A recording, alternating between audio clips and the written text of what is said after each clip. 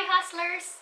Today I'll share kung paano magagamit ang Kaizen Way in terms of pag-start ng habit, pag-develop ng bagong habit, or magkaroon ng growth mindset. Marami sa atin gusto maging better versions of ourselves. Pero hindi natin nasusustain lahat.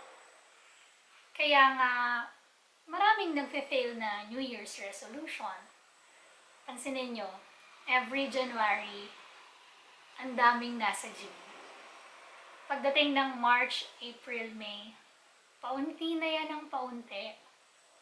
Kaizen method tells us na para mag-stick yung habit, kailangan natin itong i-break down into smaller pieces. Yung sobrang dali na niya at saka sobrang liit na niya na wala nang effort para sa atin. Example, gusto mong mag-exercise daily.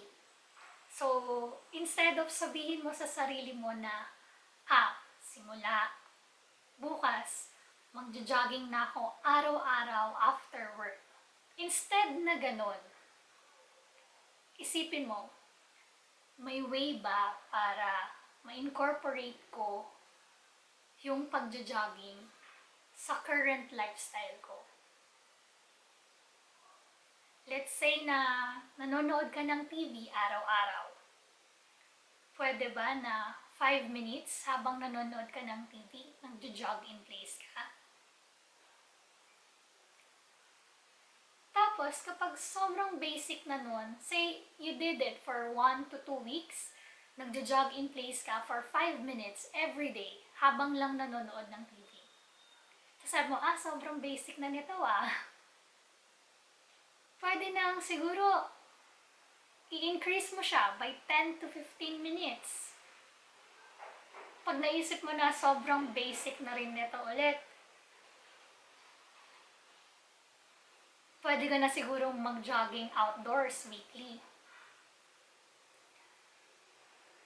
Ganon, step by step lang. Pagka mag-skip ka, say, tinamad ka or nag-lapse ka, nag-skip ka, take one small step back. Baka nasobrahan ka ulit ng increase sa task mo. Yun lang, take a small step back lang. Ang brain kasi natin, meron yung fight, flight, or freeze response na importante pagka survival na yung mode. Pero, normally, wala namang life and death situation. Pag na-trigger kasi itong fight, flight, freeze response, na-stifle yung creativity natin. And para hindi siya ma-trigger, kailangan natin magkaroon ng workaround, which is, i-break down natin yung problem or yung task into smaller pieces para hindi ma-threaten yung brain natin and at the same time, hindi tayo ma-overwhelm. Another example, ako personally, I really wanted na matuto magmotor. Pero sobrang matatakotin ako sa daan.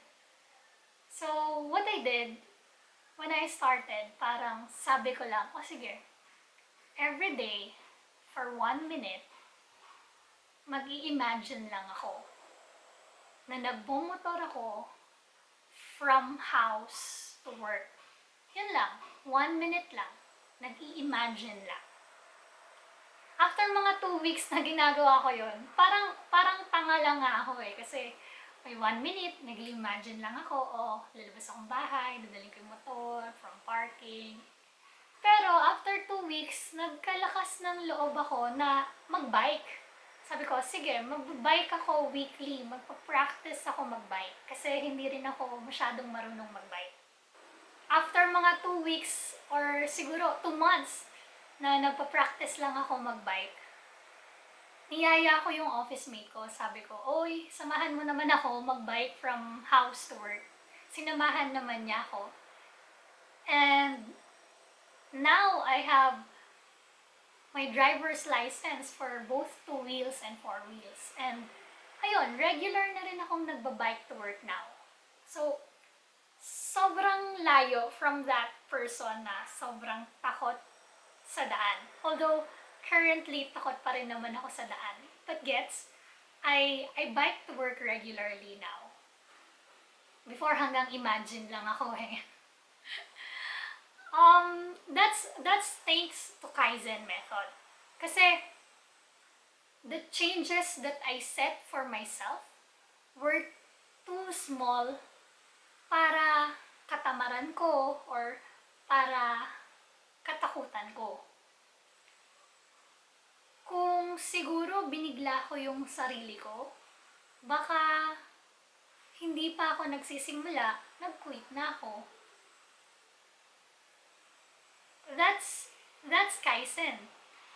Pag-take ng very, very small steps consistently that leads sa lasting improvement and growth. Yun. I hope this helps you with your Kaizen lifestyle. That's it, guys. Sana may natutunan kayo. Kung may questions kayo or suggestions, comment nyo lang below. I'll read and reply to it later. Thanks. Keep hustling!